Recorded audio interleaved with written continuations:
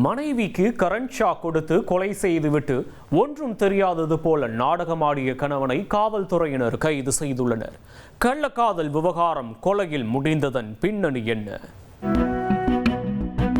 வேலூர் மாவட்டம் அணைக்கட்டு அருகே உள்ள காட்டுக்கொல்லை கிராமத்தைச் சேர்ந்தவர் 43 வயதான கருணாகரன். 14 வருடங்களுக்கு முன்பு கருணாகரனுக்கும் கலையரசிக்கும் பெற்றோர்களால் நிச்சயிக்கப்பட்ட திருமணம் நடந்துள்ளது.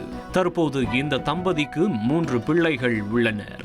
இந்நிலையில் கடந்த புதன்கிழமை வீட்டில் தனியாக இருந்தபோது கலையரசி திடீரென கரண்ட் ஷாக் அடித்து இறந்துவிட்டதாக உறவினர்களுக்கு கருணாகரன் தொலைபேசியில் அழைத்து தகவல் தெரிவித்துள்ளார்.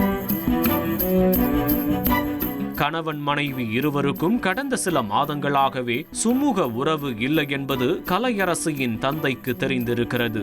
இதன் காரணமாக அவர் மகளின் இறப்பில் மர்மம் இருப்பதாக காவல் நிலையத்தில் புகார் அளித்துள்ளார். இதையடுத்து சந்தேகத்தின் பேரில் காவல்துறையினர் கருணாகரனை அழைத்து சென்று அவரிடம் கிடுக்குப்பிடி விசாரணை மேற்கொண்டுள்ளனர். அதில் பல திடுக்கிடும் தகவல்கள் வெளிவந்திருக்கிறது. கலையரசிக்கும் அதே ஊரைச் சேர்ந்த ஆண் ஒருவருக்கும் நெருங்கிய தொடர்பு இருந்ததாக தெரிகிறது.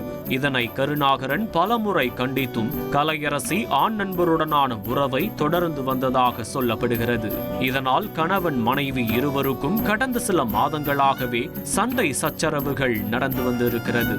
அப்படித்தான் சம்பவம் நடந்தன்று கலையரசி அவரது ஆண் நண்பரோடு தனிமையில் ஒன்றாக இருப்பதை கருணாகரன் பார்த்திருக்கிறார்.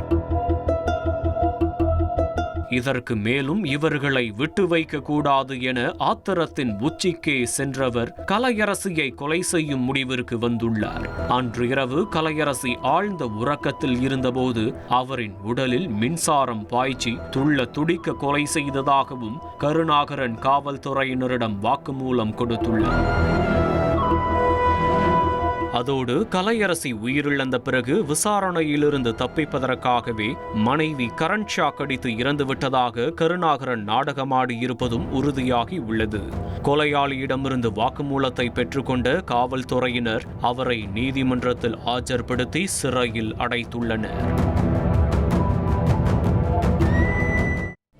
ஃப்ரெண்ட் ஆக்கிக்கோங்க. தந்தி டிவியின் சப்ஸ்கிரைபர்ஸ் அண்ட் ஃபாலோவர்ஸ் குடும்பத்தில் நீங்களும் இணையுங்க.